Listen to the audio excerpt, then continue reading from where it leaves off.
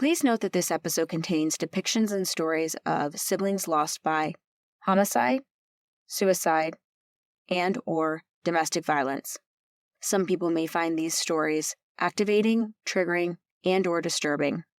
Please see our show notes for additional resources and to understand the full content of the episode. Hi, guys. Welcome back to the Surviving Siblings podcast. Today I have Emily Heim with me. Emily, welcome to the show. Maya, thanks for having me. Emily, I'm really excited to have you here. And I'm excited for you to share Peter's story, your story. It is obviously a sad story, but one that really needs to be told. And it's also a story of remembrance, as we've just chatted about. He was born on, I have to mention this, on Halloween. Yep. So, Peter, I'm jealous, but I would love for you to just kick us off, Emily, and tell us a little bit about your relationship with Peter, what it was like having him as a brother, and kind of your dynamic. So I'll just hand it over to you. Yeah, thank you. Yeah, so even though my brother and I had an age gap, he was born in 86, I was born in 92. We were like two peas in a pod. We were best friends. My mom had mentioned to me not too long ago and reminded me of it, like that my brother always wanted to have a little baby sister.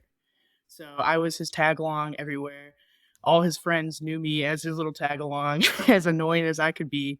But we were just the best of friends. We did everything together. We got in trouble together. We went places together. Like, we were just the best of friends. And then my brother was the biggest hearted, most goofy guy you could ever know. He was the life of the party, the jokester. He was the guy that everybody knew. Literally, everybody knew him. Where we grew up in northern suburb of Chicago, we went to a pretty large, our high school was pretty large, and I swear that every single person in that high school knew my brother. And everybody then subsequently knew me as Peter Heim's little sister. Mm-hmm.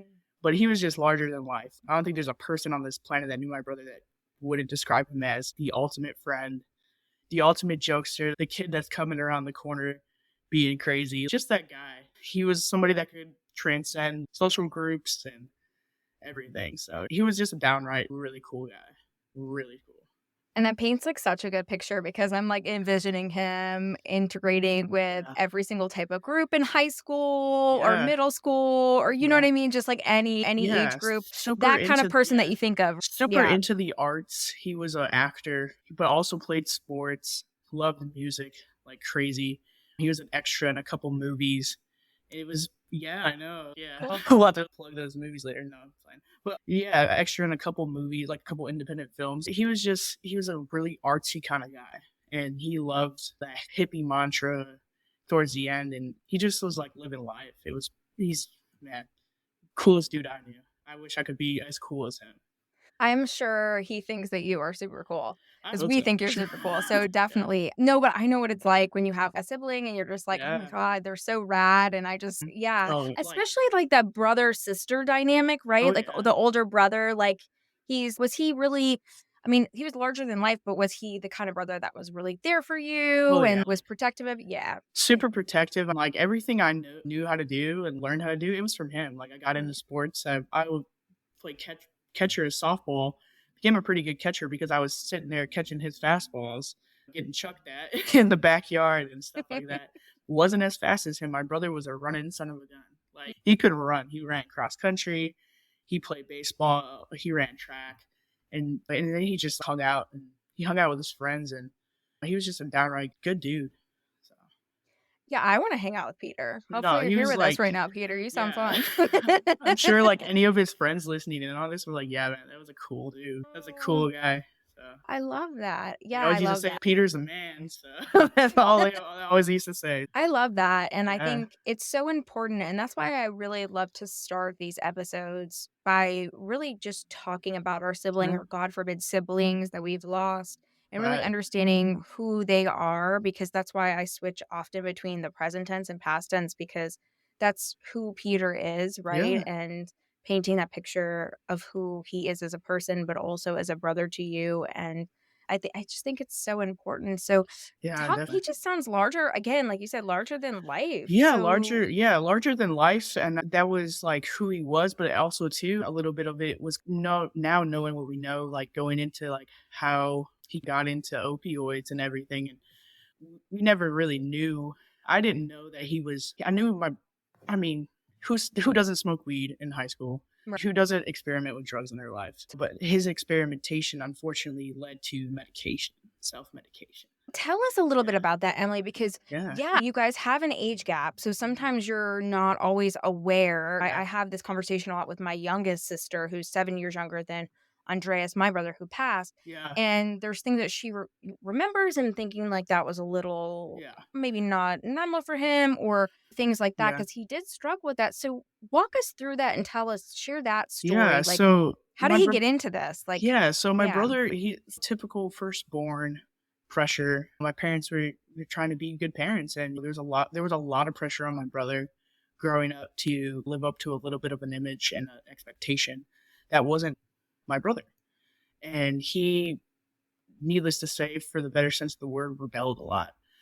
And there was, seeing my insight growing up now, I could definitely tell like my brother was depressed a lot, and he acted out based on that depression a lot. And I remember as young as maybe 8, when my brother was taking care of me, him drinking, and I'm 8 years old, and y'all do the math on how old he was, him drinking. And unfortunately, there is a little bit of a history of addiction that runs in my family, especially with alcoholism on my father's side.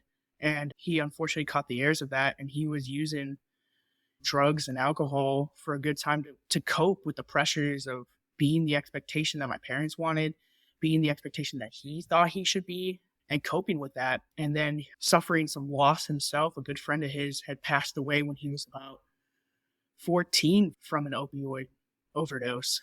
And I remember it clear as this day, he was in his room crying, and he told me that he never ever wanted anybody to feel that type of pain. And he like promised me like as bad as he would ever get, that he would never do that. And I told him, I was like, okay. Now I'm a kid. I'm like, I have no idea what that stuff even is. Growing up, we grew up in a kind of like where we grew up, it wasn't terrible, but it was still like pretty rough. And you hear about people like smoking crack, smoking meth, but you never really heard about people doing heroin. Mm-hmm. And that was like the first kid to, like, he was a kid, like, to die from heroin. And nobody knew what it was. They didn't talk about it in Dare.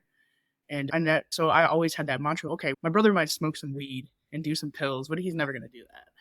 And so I was like, okay, so as bad as he can get, he's never going to do that. Like, because like I had such a trust, like we had such a trust growing up. And I'm like, okay, we're never going to do that. And then, so he felt like it was pretty tumultuous what he was feeling, especially in high school. And then my parents towards the end of their marriage, towards the divorce, it was very tumultuous in the house. Very. And my brother was skipping school because he was. And how old was your brother when your parents, because we were talking about this before we hit record, but just so all of you guys know the dynamic, because the dynamic of the family was changing, right? So what grades were you guys in when your parents were going through divorce? I was in 6th grade. I want to say he was going into his sophomore year of high school. Mm-hmm. So going into his sophomore year of high school, our parents divorced. And like, it was a blessing. The house environment was ridiculously tumultuous. And my brother, I know for a fact that he felt like he was the reason my parents were divorcing, because of his behavioral issues. My brother was skipping school and stuff a lot, because I'm diagnosed now with adult ADHD. And if I have ADHD, my brother had ADHD times 13. You could see that now looking back, yeah.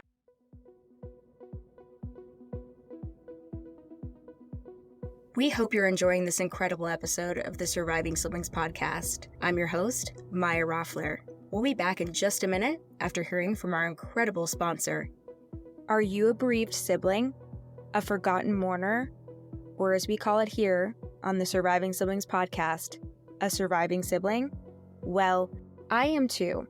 My name is Maya, and I'm the host of the Surviving Siblings podcast. I created this show for siblings just like you to help you along your grief journey. And now I've created even more resources to help you along this lifelong journey.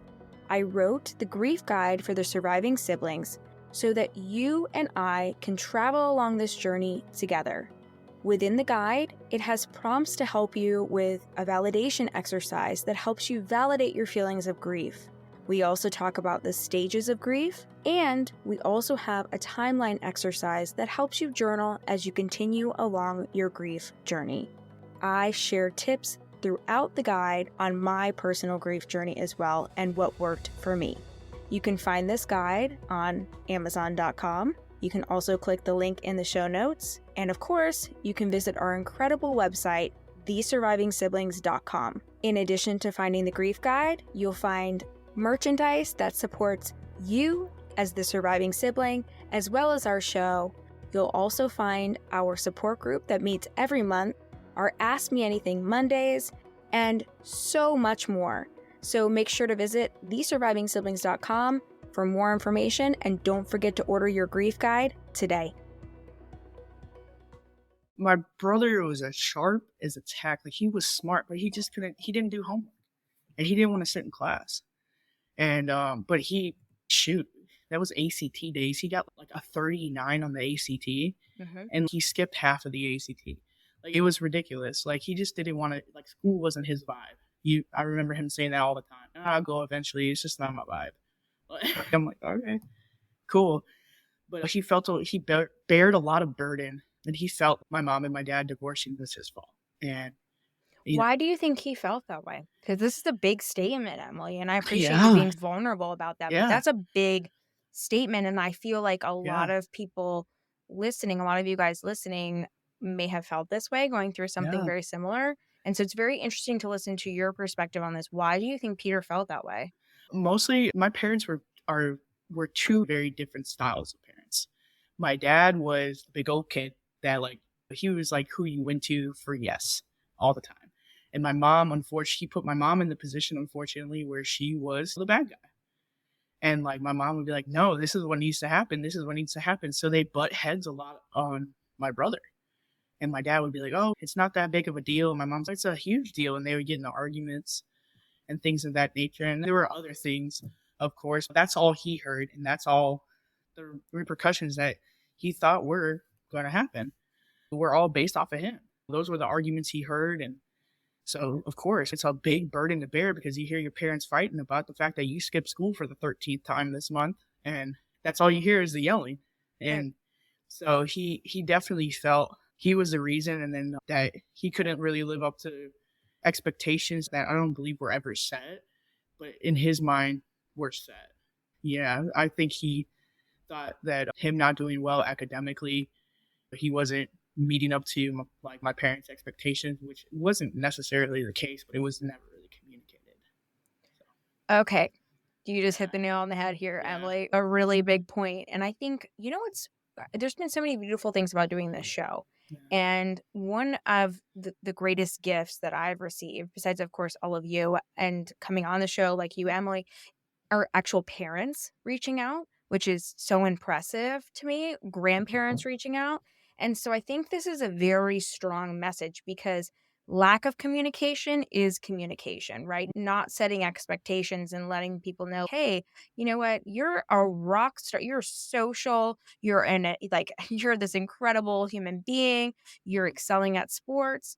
This part is just not your thing, and that's okay. We're not going to put pressure on that. Right. That's not going to end the world, right? That's not, because I connect so much with what you're saying about Peter, not only for my brother, but for myself. My brother and I were very much alike. We did not like going to school.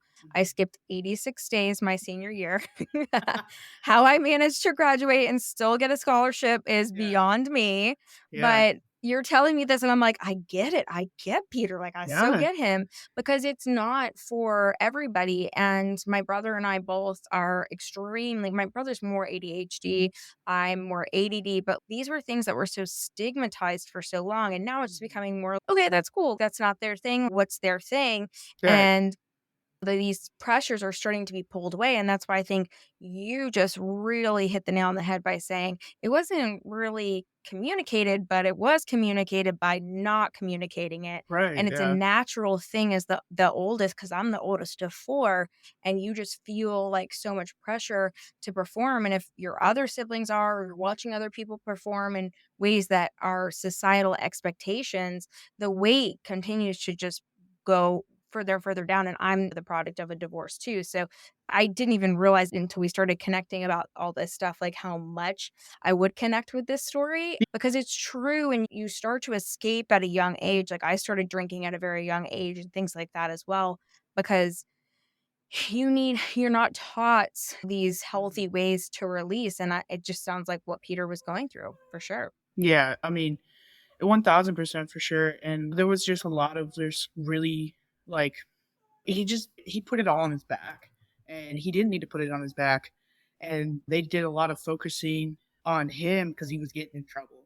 And I was younger, so I was not really getting away with murder. You're just under the radar. I'm just like scooting. I'm just scooting. I'm not getting the best grades and everything. Yeah. And I'm just but at least you're going to school.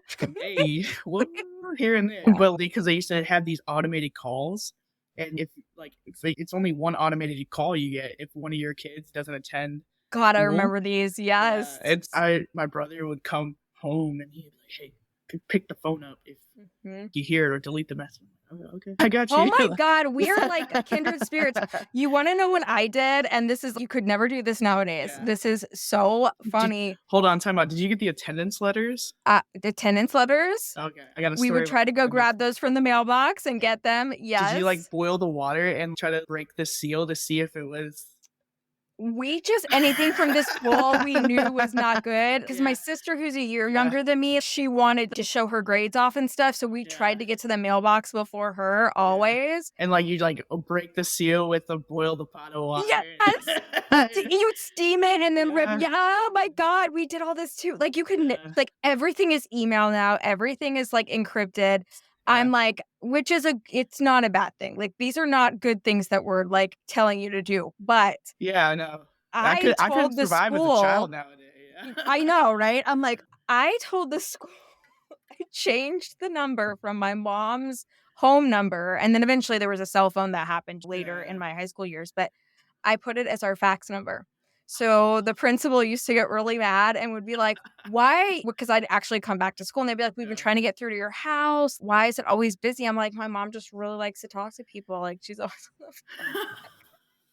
I made this stuff up. I would be like, oh my God. That's good, man. Because I just couldn't take it. I know. That was a good, my friends were always like, ooh, that's a good one. I could not believe. That's probably when I should have known I was more creative than I gave myself credit for. But, oh, yeah. These were the things, guys, that you missed, because I'm born the same year that Peter's born. So, I did these things that he's doing. So, oh, my God, that's so funny. Dude, wow.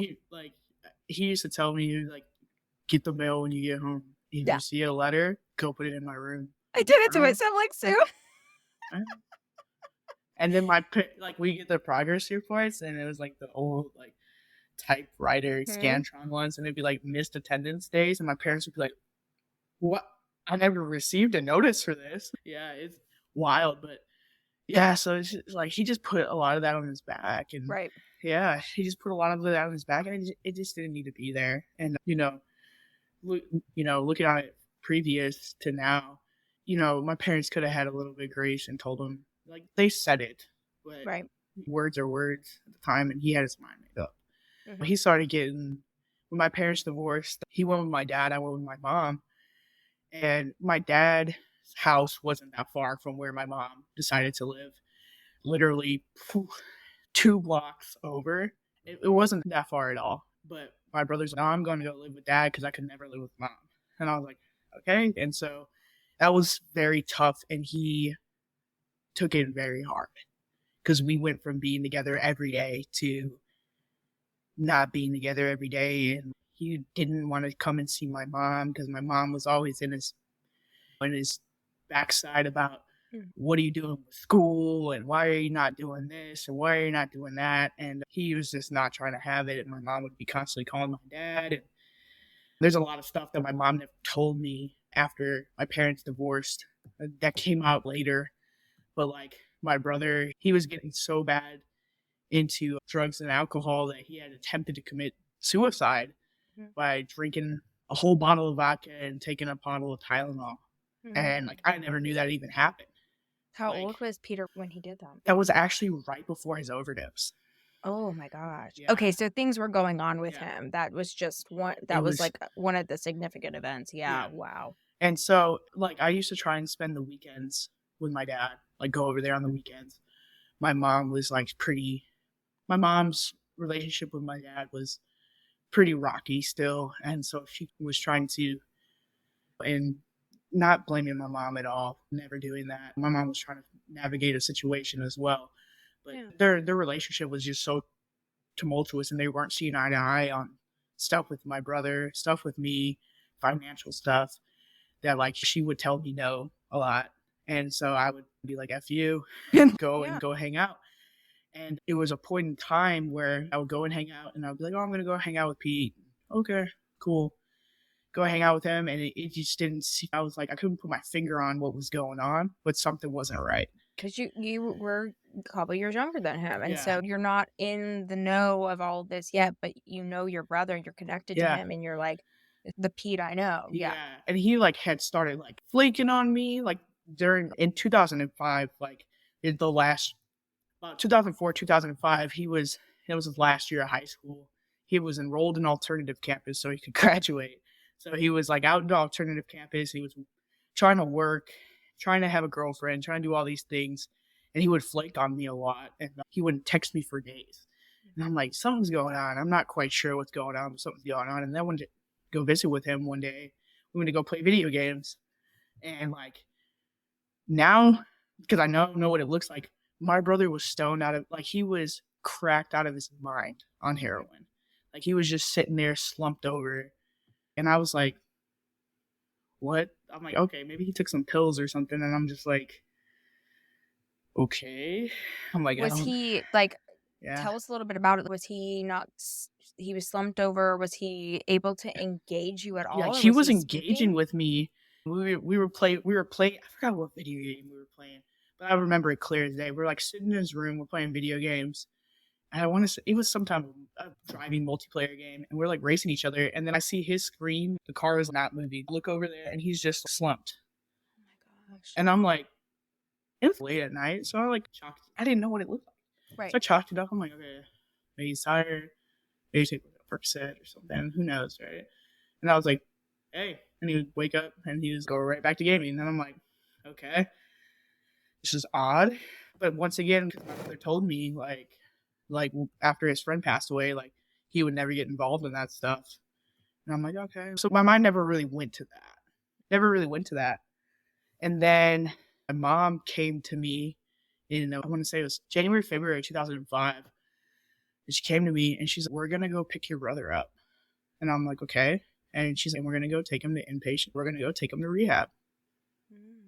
I was like, rehab? And she's like, your brother has been doing heroin. How did she find out? I'm not even sure. And I haven't even asked my mom. I haven't asked my mom how she found out. I think it was my dad who found his kid, I want to say. Because he was living with your dad. Yeah. And reached out to my mom. And because my dad, like I said, he had his battles with alcoholism. And my dad reached out to my mom and was like, hey, this is a problem. This is out of my control now. I need your help. And of course, any parent will do, especially when they're in a tumultuous relationship. She finger pointed and blamed my dad for it, but nobody was really to blame. And so we picked him up. My mom picked him up because I didn't go with her. She picked him up. We took him to a rehab program, and he started doing outpatient rehab. And so that day he went in, and I was with her when we went and picked him up, and he was in detox, and he looked like absolute shit. So, Emily, did your dad take him in, and then you guys picked him up? Or, like, how did it go? Because I think sometimes people are curious about the process, or if they have a sibling. Yeah, loved one that's struggling with it. What happened? Did he overdose at this point, or was he using, and your dad was he like, was. come get him? Tell us the process if you don't mind sharing that. I'll tell it as much as I know. Yeah. So, to my knowledge of how it happened was that my dad found some type of something in my brother's room because my dad was pretty respectful of my brother's space, but I think he tried to go wake him up for work one day and he just wasn't. He just looked fucked up. And so my dad did some digging around his room and found my brother's injection kit and heroin, and then basically told him, like, you're not going nowhere. Called my mom and they took him to an outpatient program, like the first one he could find, because my dad was actually in an effort to try and help my brother, because I mean it was pretty well known that my brother was, using drugs of some variety and, smoking weed, whatever. And my dad wanted to try to set a good example and especially get on good terms with my mom. So my dad enrolled in AA. So my dad was he was in AA at the time, and there was no alcohol in the house. He was trying to be on the right thing. So I'm pretty sure my dad called his AA sponsor and they got him into the program. Got it. Yeah. But then that afternoon, when they went to go pick him up, my mom went to go pick him up because he needed a ride. Picked him up. I was with my mom because I wanted to see him, and because I was pissed at him. I was like, you said you were never going to do this. Excuse my language. But I was like, you promised me. You promised me. Of course you felt that way. I was like, we're supposed to be like best friends, and you promised me. And so I was cheated. I was really pissed off. And right, I was, that's why I'm glad you're being so open and sharing that, because I think that's a normal sibling reaction when you have and I was like, you told me, like, after his friend died, I'm like, you told me you would never do that, and you're doing it. But then I saw him, and I was like, my God, like, I'm not going to sit here and tell him about himself because he literally looks like he's in misery. And so my mom, we went to the grocery store, and my brother was just in such misery. My mom went into the grocery store to go grab something, and I think he asked her to go get him Tylenol because that's all he could have. My mom wasn't trying to give him Tylenol. She's like, no. And he, like, his now finding out he had the suicide incident not too long before that I didn't know. Oh, God, yeah. And so that was probably super confusing for you at the time. You're like, I was like, my mom's like, no. Like, she, like, looked at him. She's like, no, you're not getting anything. He's like, I told you they said I could have it. And she's like, fine. So she, like, went to the store. So we're in the car talking, and he apologized. And he's like, I'm so sorry. He's like, but you just don't understand. He's one day you'll understand. And I'm like, okay. He's like, but don't ever do this. He's like, use drugs all you want. I'm not condoning anyone to use drugs, but he's like, but just never touch this stuff. And I don't even know if he really meant it that way. He was just trying to bring, I think, some gravity and depth to how dangerous going to this level of drugs is, right? Yeah, and he was just like, because I don't know how to get out of it. Right. And he's like, I don't know how to get out of it. And I was like, okay. I was like, you broke a promise to me, so you have to promise me that you're gonna go through this rehab and you're done, like, type of thing. And he was like, I got you. So he went through the rehab program. With flying colors. Came out, was clean, finished out his senior year of high school, graduated, walked the stage. He rolled into the summer, and he was working. He had just got a job, just got enrolled in college, and life was kind of good. Everything was fine. And then roll into the humble, and I'll never forget it. You talk a lot about you getting the call, and I'll never forget that morning. So I chuckle about it now because it's crazy how it happened. So that night, believe it or not, I had where my mom and I stayed at was on a busy road, and like that night of like midnight, I got woken up by like some crazy horns on the road. Went back to sleep. About 5 a.m., my mom comes. I heard my house phone ring. I'm like, wait a minute, it's 5 o'clock in the morning. I'm not getting up to answer the house phone, right? I could hear my mom answer it, and I could hear her answer it. Oh yeah, I'm still asleep. And then my mom comes busting in my room. I'm talking about like busting in my room. Never heard like this before. She's like, get up. And I was like, why? I'm like, for what? It's Saturday. I'm like, why? And she's like, your brother's dead. And I'm like, Okay. I'm like, okay. I was like, my mom has an ear for dramatics. Sometimes I'm like, okay, like, I'm like, what do you mean, Dad? She's like, get your clothes on and let's go. I was like, At your age, yeah, you may have been thinking, "Oh, I'm gonna go kill your brother. He just pissed me yeah, off." Like, that's what, and yeah, you're half I was like, asleep, right? You're not thinking literally, my brother. or like my brother did. She was like, oh, your brother's dead because I haven't heard from him in 2 days. Right. Yeah, so I was like, okay, but so I threw some clothes on real quick, and then we get in the car, went silent, and I'm like, okay. And in the back of my mind, I'm like, was she not playing? And it was like, it felt like the longest car ride of my life. And I'm like thinking in my head, I'm like, okay, like, mom's being dramatic.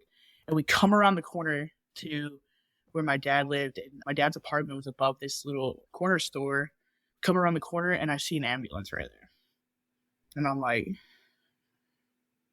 and it doesn't have lights on.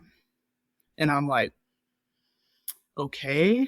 I was like, okay, what's going on? And so then we walk up to my dad's apartment and come to the door, and my dad's sitting there, and my mom beelines to my brother's room, and my mom just screams. And I'm like, oh my God, it really happened. That was the moment when you were Yeah, I was this like, is real. and my dad's, he's just staring at me, and I'm like, are you, I'm like, looking at him, and he's just nodding his head.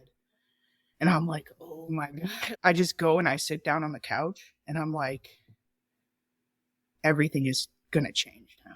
I remember literally saying that out loud. I'm like, everything is about to change. Oh, you're giving me chills because how many of us how many of us Yeah, have said that? I I was, shared that on the show too. I knew everything was going to change. And Emily, how old yeah, were you here? Because I your brother's was, what, 18, yeah, 19-ish? he was Yeah. 18. Yeah. I was 13. Yeah, so I was 13 years old. Baby. And so Yes. I'm sitting on the couch in my father's living room, which has a direct sight line to my brother's room. And I'm just staring at my mom, like, literally just sitting on the floor, screaming, crying. And the paramedics close the door to the room, and I'm just like, there's cops coming in and paramedics coming in. And I'm just sitting there, and I'm like, what just happened? Mhm. I like, my dad's sitting because my dad had a 1-bedroom apartment, so he gave my brother the bedroom. So my dad's bed was, there's a really big apartment for 1 bedroom. And so my dad had this like kind of living area. So he like pulled like the little wall back where his living area was, and he's just sitting on his bed. And I like look at him, and I was like, I went to wake him up from work, and he was on the couch, and I went to shake his shoulder, and he was cold. Mm. And I turned him over, and he's like, when I turned him over, the needle fell, and I could see the foam in his mouth. And I was like, fuck. And your father saw all of that. And my dad saw all of it. And I just sat there. That's all I remember really from the day, is like sitting there. I think I might have spoke with a detective who was like asking me if he knew where my brother got drugs from. Something very insensitive at the time, and I was just like Isn't staring. it crazy the questions Yeah. they ask you? He's I you know know. he's like, you know who your brother used to get high with? And I'm like, who? And I'm 13. And Right. I'm like, no, I didn't know who my brother used to get high with. If I did know who my brother used to get high with, I'm definitely not about to answer you. Mhm. And Do you I'm think I just can even formulate a sentence anyway right now? But I right. would not tell you that. Like, I'm a 13-year-old trying to protect my brother. I don't even know if this is real. Give me a break. Oh my gosh. Yeah. Wow. Yeah. Yeah. And then my parents had stepped out at one point, and like I remember sitting there, and I'm like, do I go in the room? And like, do I see him? And I'm like, no, you can't do that. Like, you're gonna be scarred for life. I already was scarred for life, but I'm like, no, you don't want to see that image. But I sat there and contemplated it for a while, because I'm like he's gone, and I like wanted to see it with my own eyes, but I never really mustered it up to go and see him. I'm glad I didn't. Looking back, I'm I was just very going to glad. ask you that question. I was like, what I'm are your very glad. thoughts now? I know. Literally 18 years later, when we're having Yeah, this conversation, which is wild. You're I'm glad glad you I didn't, didn't. Yeah. because the image that I have of my brother in my head isn't tainted, and I didn't see him. I didn't see him at that moment, and I'm glad I didn't. But Yeah. yeah, so like came back in the room, and the rest of the day is just, I don't know how it transpired. Somebody came and picked me up, I don't know. I can't remember who came and picked me up. But I think it's one of my brother's friends or a family friend came and picked me up. And it was like the first football game of the season for the high school. And like we went to the football game. And yeah, and like. Why do you think your parents had that happen? Do you think they wanted to normalize your day a little bit? Why do you think? I think so. And then like I also too had a lot of like, I was so in like shock. I do remember like somebody coming and picking me up and then me and be like, I just want to go to the football game. Like, I just want to go be a normal kid. Like, because what the fuck just happened? Like, I was so in shock and I didn't know what shock was yet that I was like, I just want to go to the football game. And I had made a couple calls before that to a couple people, a couple friends of mine, broke the news, and it was like, people were like, no, you're fucking playing. And I'm like, no, I'm not playing. I'm not playing at all. And people were like crying and screaming about it. And then the word got out and I went to the football game. They're like, what are you doing here? And I'm like, I'm at the football game, man. I don't know what else y'all want me to do. Like, I don't know what to do. And people are like, this is crazy. Like, your brother really is gone. I'm like, yeah, 1000% he's gone. And I desired so much, like, to be normal that day. And so I went to the football game with a close family friend of mine, which I wish I remembered who the hell it was. And like, if they're listening to this right now, thank you. I was going to say thank you. Thank you to them, because that was, I don't think necessarily a bad thing for you at all. No, thank you to whoever took me to that game and just allowed me to attempt to wrap my head around things. I really appreciate it. Yeah. But yeah, and then so my parents had who really plans for a child to die. My parents had no financial planning for this in no way. My parents, we didn't have means by any manner at all. So my grandparents were willing to pay for the funeral and the expenses and everything. That night, came back from hanging out, like trying to get my mind off crap. Come back to my mom's house. My mom's, yeah, we're going up to Wisconsin like tomorrow. So my grandparents lived in Wisconsin. So which is like where we were at. It's only like an hour and a half. So it's not too bad. It's like the equivalency, like where you're at of going to like Augusta. Like it's not that bad. And we're going to have the funeral up there. Your grandparents are paying for stuff. And my mom's a wreck at this point. My mom's a fucking wreck. She's in shambles. And so her cousin sent a car for us, a limousine, to go take us up to my grandparents' house. But I remember telling her, I was like, we're going up there to bury him in Wisconsin. I was like, so he's going to be buried in Wisconsin? She's like, yeah. I'm like, that's not what he wants. I'm like, why are we doing that? Like, what did you feel like you wanted? Definitely not to be buried in the family plot next to him. I'm like, I feel like even if our siblings don't tell us, we know, like, I for sure knew that, like, my brother wanted to be cremated. Like, my brother was a hippie. Like, mine too, which is why he's cremated. Like, and my brother wanted to be cremated, but he wanted to go out like John Morrison. Like, he wanted like funeral pyre, cremated, like with a nice little monument somewhere that was like, this is me. Don't cry now, like type of thing. And I was like, so that's where we're gonna have funeral. I'm like, what about the people that want to come and see him? She's like, they can make it. And I was like, all right. So we get in this car and we're going up to Wisconsin and like we're about to get in this car. And I asked my mom, I'm like, how long are we gonna be up there? And she's, I don't know. I'm like, school's starting. I'm like, my 8th grade year is about to start. I'm like, I want to go to school, Mom. And I wanted so bad to normalize. I didn't want to deal. I did not want to accept the fact that my brother was gone. Right. I was like, Mom, I want to go to school. Like, I remember like right before getting in the car, I'm like, I don't want to go up here. Like, I want to go to school. And she's like, you're coming and that's final. And I was like, how much school am I missing? I'm like, I didn't give a crap about school up until this point. But it's what you knew, right? And so there's like a normalcy to that and like a routine to that. And I think that's one of the really important parts of this part of your story is that I do think kids really crave routine, normalcy in Yeah. general. And like we rebel against it. But then once we have something traumatic happen to us, Yeah. or like divorce, which you have gone through, and now you've lost your brother to Mhm. an overdose, like you are craving the normal day to Right. day. Get me into school at 8 a.m. Right. Give me And that I school I don't lunch. even Yeah. I don't even like school. Right. I'm like, I wanted so bad just to not like exactly what you said, the normalcy, and I just wanted so bad to just yeah, the normalcy. And Kids don't want to feel different. That's oh just the thing. You don't want to feel different. And no. pulling And I didn't your want to kid be out of the school. kid coming back 3 weeks later. Hey guys, sorry I wasn't here. My brother died, by the way, if you didn't Right. know. We want to be normal. Like we want to Right. fit in. It's very Right. different than when you evolve Yeah. And into yourself. Once you yeah. get later in high school and college, then you're, oh, it's okay to be myself. And no, you Right. need normalcy, you need routine, and you want to quote unquote fit in. And that Right. was, you weren't going to fit in anymore. That No. was different. Yeah. Like I said, like everything is different now. Mhm. Everything is gonna be different.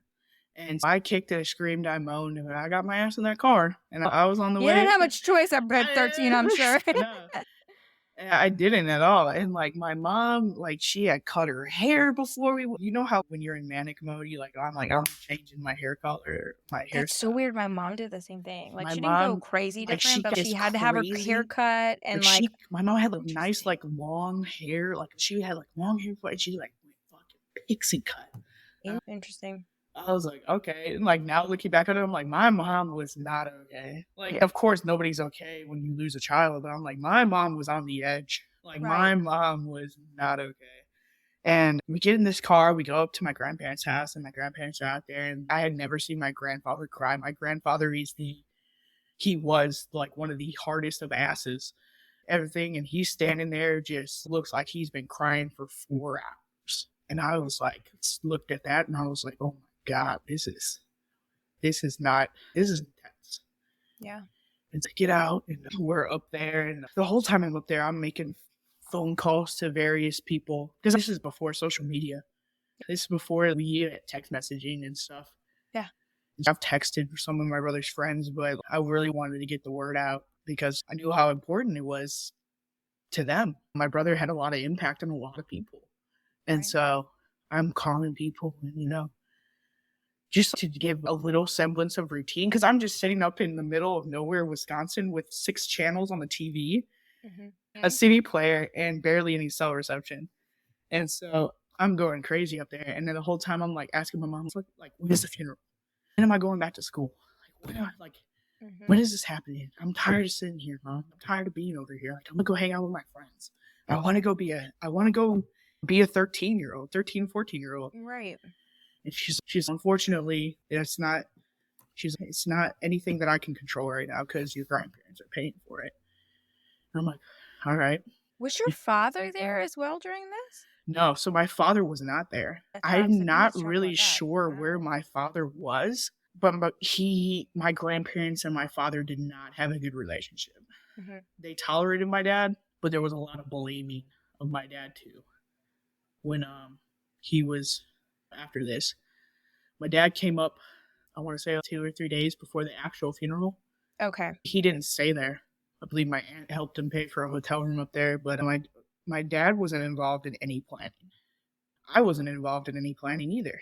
It was my grandparents are paying for it, and I'm not sure really. I couldn't tell you what the planning decisions were made, but it was all there. It was going to be at my grandparents' church, and he was going to be buried in the family plot at Milton Lawn Cemetery, and that was that. That was it. It came time for the funeral, and I'm talking about my grandparents lived in a pretty middle of nowhere town. They went to church in an even smaller middle of nowhere town. And I want to say, and don't quote me on this, but I want to say I had been putting word of mouth out for a long time and sending text messages, calling people and everything because I wanted people to be able to attend. And, doing as much as a 13-year-old can do with TV. And then my mom they put out his obituary and they gave the funeral arrangements in the obituary, and my mom posted it in the local paper. And the high school distributed it and put the funeral arrangements out, and like a lot of really good people put it out. And they're like, it's far, but if you can make it. And I want to say about 600 people showed up to my brother's funeral. Wow. So Like, I'm talking about, like, the church had a capacity of 200. People were outside. There were people in the foyer, and the pastor was, like, scrambling because he's like, I had no idea this many people were coming. But don't quote me on that. And somebody's probably going to listen to it. They're like, it wasn't 600. There were But it's 600. also perspective of a 13-year-old, and you knew the capacity of the church, and regardless, it extended past the capacity of the church. Those are the facts. That's a lot, and that's a lot of people to show up. And to drive. And it that's was a huge. lot, and to drive there, and it's in the middle of nowhere, and they really came. It was a testament to my brother, 1000%.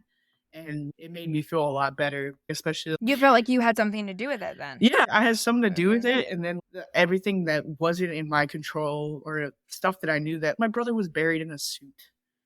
For my brother had never, I think my brother wore a suit like twice in his life. Yeah, that was not Peter. Peter. Yeah. And my brother had very long hair at the time, and he had this full beard. And I remember staring at my brother in the casket. I'm like, man, they really did you up how you didn't want to get did up, man. And my dad was like, because I told you my dad was a jokester and a big old kid, he wouldn't have picked a suit. That's what my dad said. I was like, yeah. I was like, he put his hand on my shoulder. He's like, just get through it. And so, beautiful ceremony, and all those people came, and they came and actually watched his interment and everything, and followed from the small little town where my grandparents' church was down to where the plot was.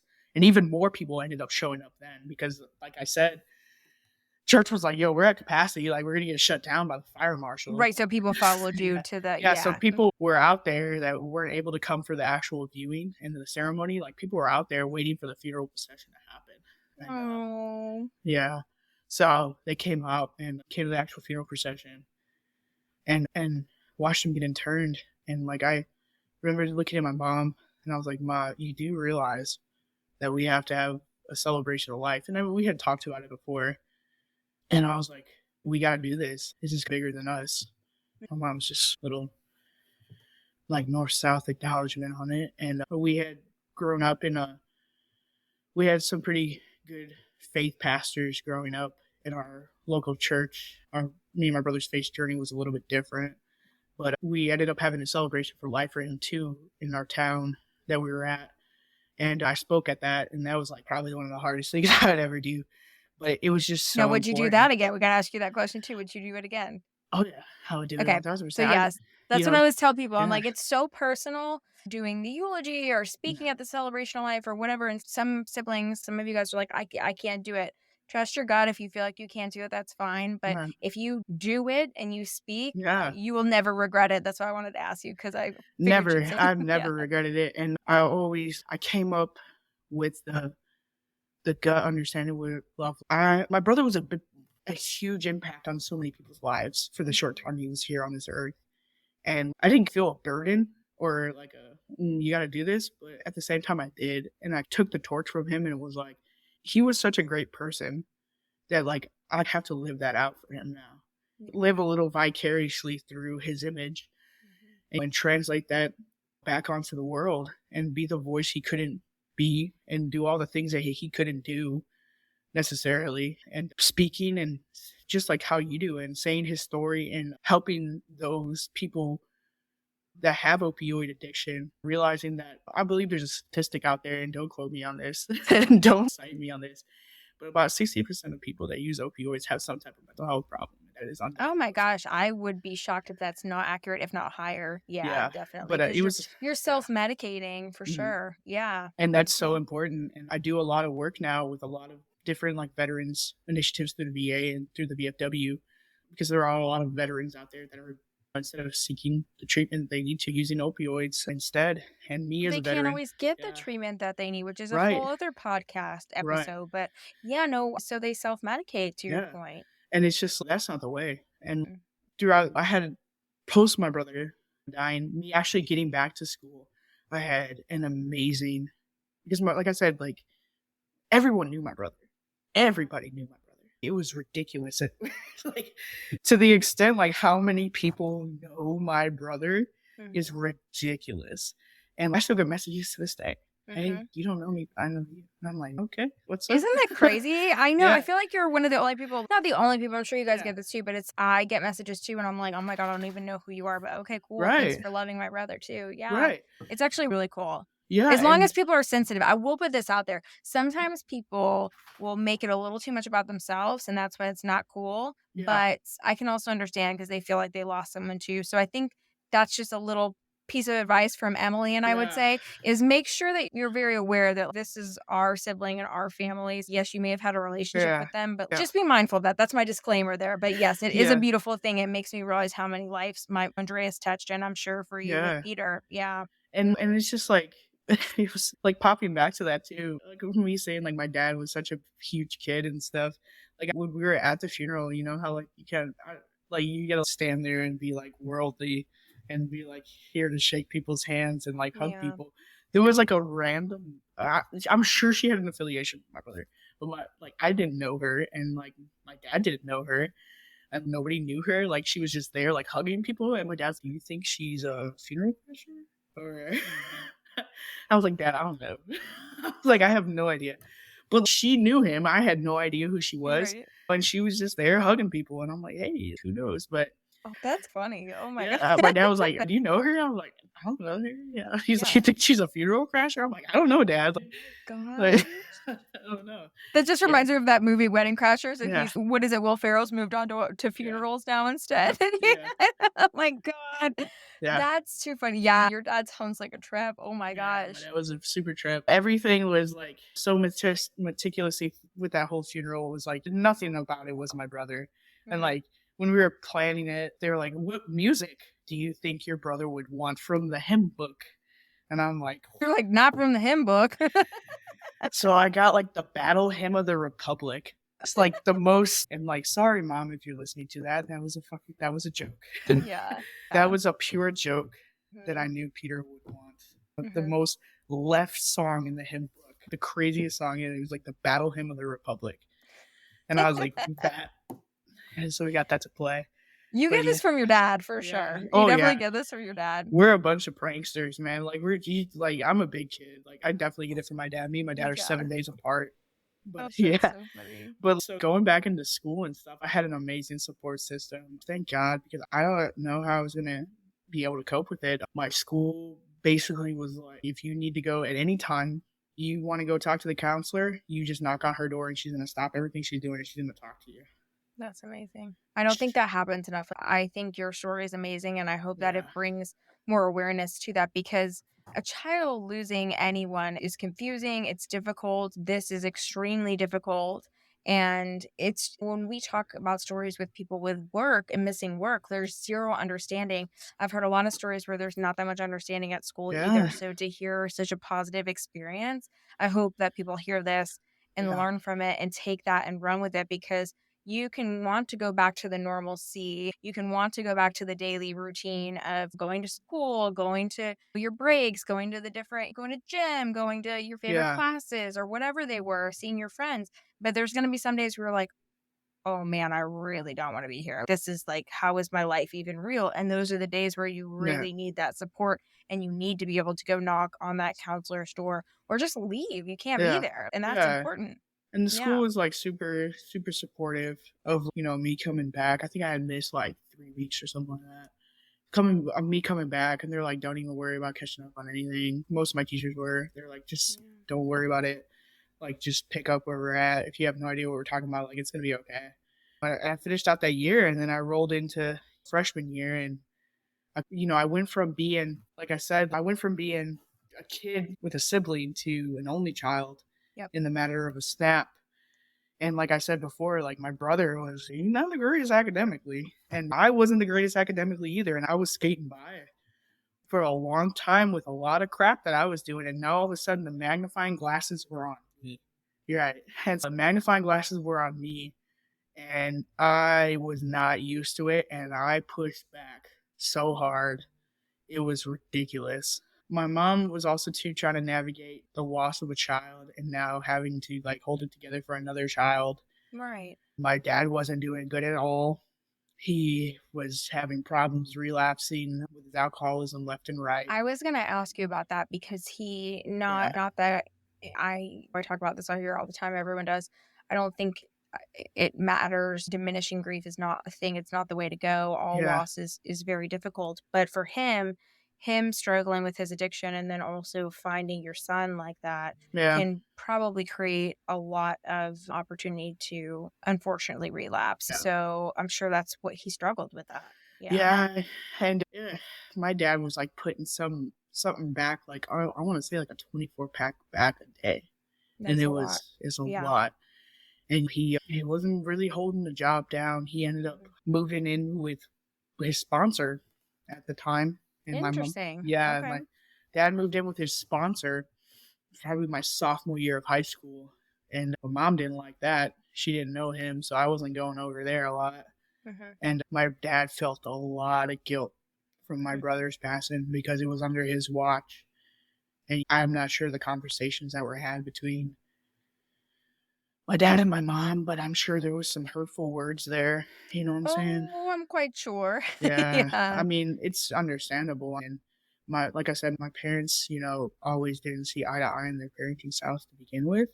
Right. But like, only exasperate that, I'm quite sure. Yeah, I hate to say that my mom, I know for sure said it, but the writing was on the wall, that one. And my brother's good friend, who we grew up with, his mom reached out to me a few years ago. And I was always at her house growing up and stuff too. I love her to death. She reached out to me because there was like a little bit of falling out between her and my mom. She's been a very motherly figure for me and her husband as well, like a fatherly figure. I talked with your dad about his addiction, and because she was a licensed therapist, and talked with him and stuff. And I know your dad was hurting and everything, and it brought me a lot of closure. Her words, but yeah. So his addiction, unfortunately, was exacerbated by it, and he carried that guilt. And unfortunately, in 2016, he lost his battle to addiction as well, and with heart failure. 2006, my fault. 2007 was when he passed away. 2007 was when my father passed away from heart failure. Yeah. So you had multi-loss. You had back-to-back losses, and that's very challenging. Back-to-back loss. Yeah. And how has that left your relationship with you and your mom now? So initially, because unfortunately I was the brunt of the phone call, believe it or not. So I had a cell phone in high school, and I had got a call on my cell phone while I was in class, and I sent it to voicemail, but it was from the coroner's office. The voicemail was from the coroner's office. I'm like, okay, this has something to do with my brother. Sometimes they had called us to get data and stuff, data collection about, because the opioid crisis was starting to kick up in our county after that. You saw more and more deaths and stuff. And they wanted to find the people that were distributing this. Yeah, of course. So I was like, oh, okay. So I get home from school, told my mom about it. I was like, could you call this number back? And my mom came in my room and she's like, I'll tell you something. I'm like, what's up? She's like, your father's dead. And she just walked out. And I was like, that's it? That's all you got to say? And I was like, and I freaked out. I was already not having a good day. And I freaked out. I'm like, that's all you have to say? But it was unfair to her at the time. Because she definitely clapped back. And she told me, how do you think I feel? We were married for 20 years and he's gone too. And I was like, okay, I got you. But yeah, it was after that. Still so hard. I'm glad you shared that, even though it's hard to share, because that's so hard because the losses. And so I think managing those conversations are difficult, and we're not always going to say the right thing, whether it's us or our parents. But I think it's about holding up a place in our heart at some point for understanding that we're just doing the best that we can with these kinds of losses. And my parents had always had a very two-parent approach to things. My mom was more in school. My dad was sports and fun. And so I was very heavily involved in sports at the time. And my dad, as much as he could try, my dad, he attended all my sports stuff. And so at the time I was doing pretty decent in sports in high school. And so my father's passed away and I lost the number one fan on the sideline. I'm because my mom never took an interest in that stuff. And my senior year, I begged and pleaded for my mother to attend my senior game.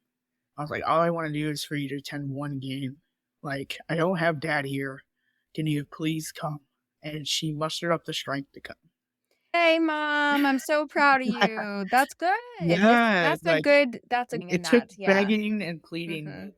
Do you think maybe it was hard for her too, because that was such a strong connection to both Peter and your father? I would assume so. 1000%. But you can see that now because it's, years have passed, you have more maturity. But so that's why I think your story, although extremely intense and so much loss, Emily, I'm so sorry for your losses. But I think it's one that's really healthy for especially teenagers to hear. Definitely. Because it's losing one person as a teenager is traumatic, but losing more than one person and also understanding you're so focused on yourself as a teenager, and you're not selfish, you're not a narcissist, you're not a bad person. That's what you're supposed to do. You're a kid. You're a teenager. You're You're a supposed to kid. be That's the most selfish time in your life, and you should be selfish. Right. But I think this is such a helpful story because it can help you guys hear and say, oh my God, okay, like there are so many, and I love that you share, and now I know this, and now I know this, because there's so many complexities that happen that we just don't understand as kids,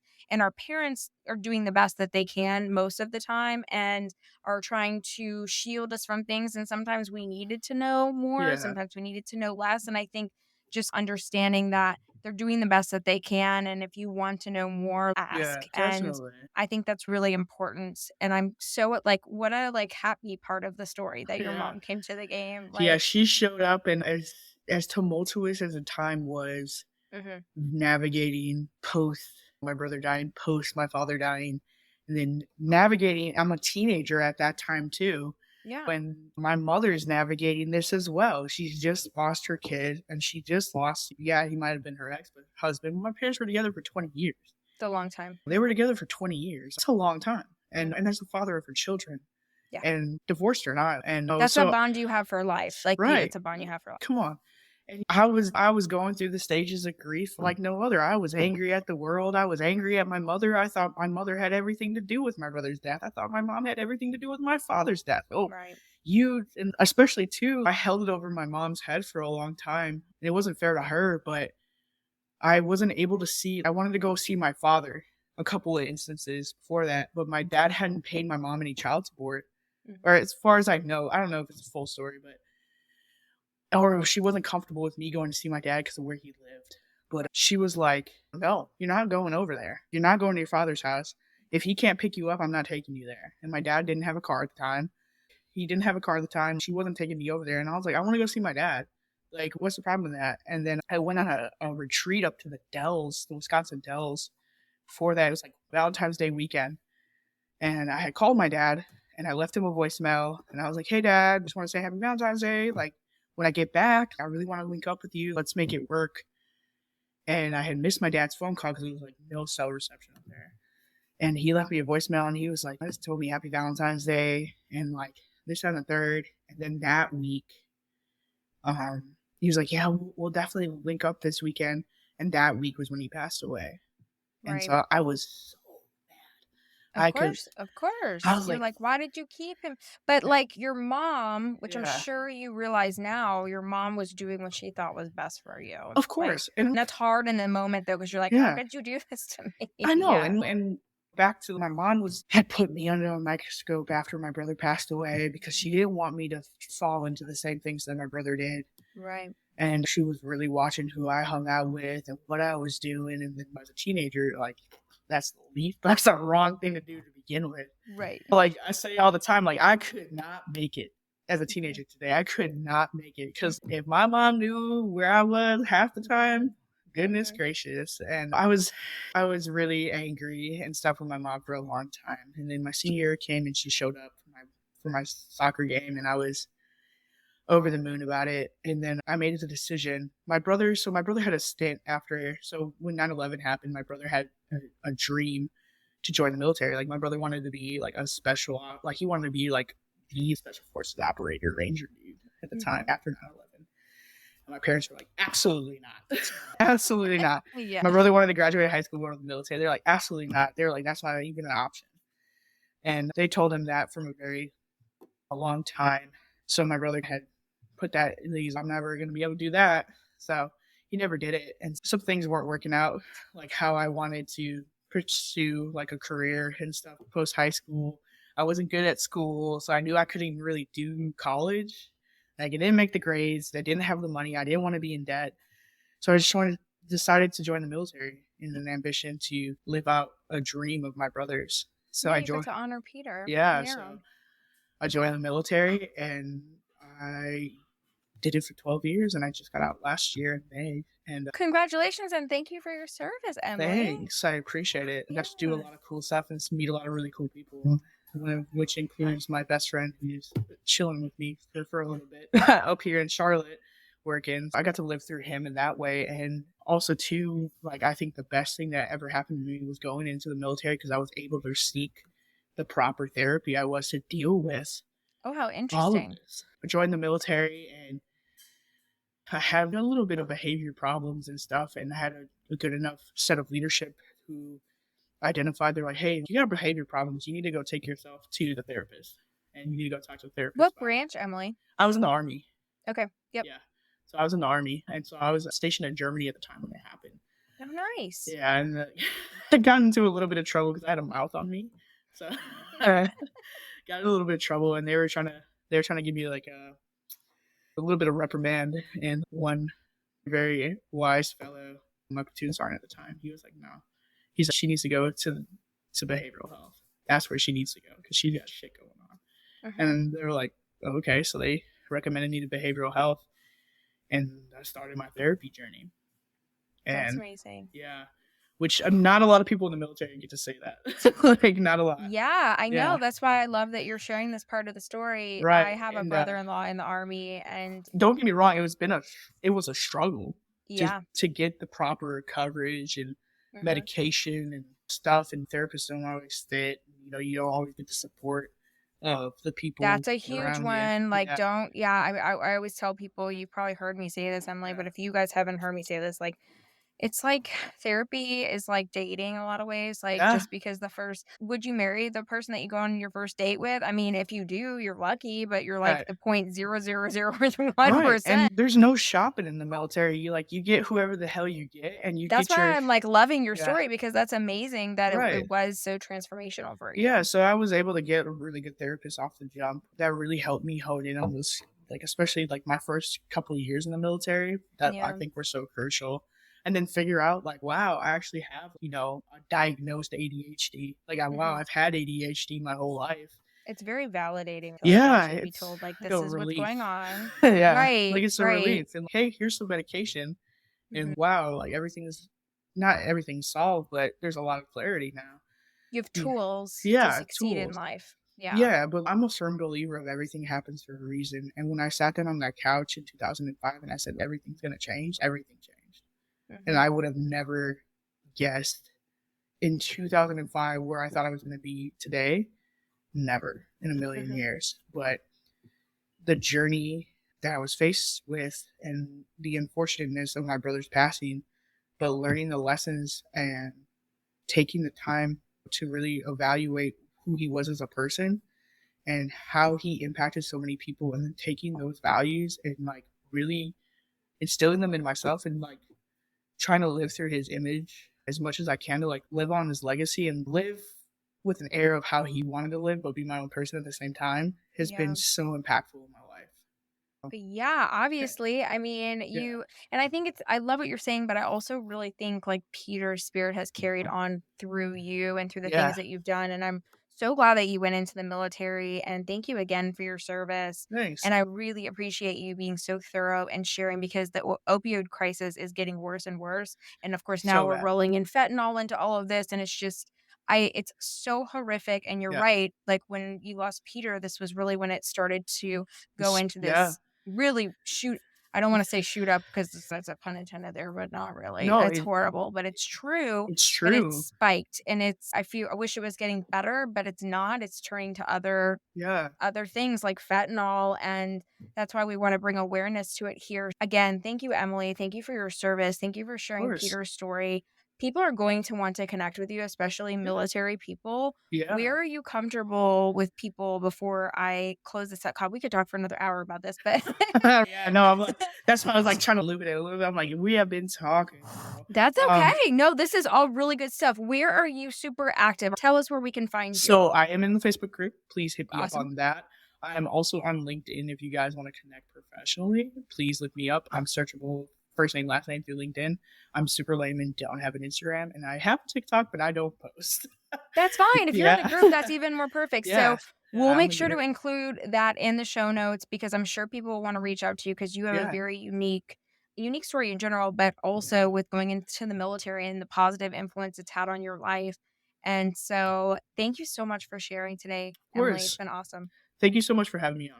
I really appreciate it. And I just want to give you a quick shout out because this is such like when we were communicating back and forth before this, I was like, I had no idea this even existed until my best friend was like, you need to go on this podcast. And she's the one that connected us. You have a good friend. Yeah, she's the one that connected us to each other. And she's like, you have to do this. She's like, you'd be a perfect fit. And I'm like, okay. I'm like, let's and do here it. You are. And I'm like, I had no idea this type of stuff existed. I couldn't find it myself. So if I can't find something, I create it. And here we are. And now I've met so many incredible people like you that are out here and we're doing things for our brothers and our sisters that have passed. And I think I'm just excited to see where this continues to go to help people. So yeah. For sure. Thank you, Emily. Big hug. Thank you guys so much. Thank you so much, Maya. Thank you guys so much for listening to the Surviving Siblings podcast.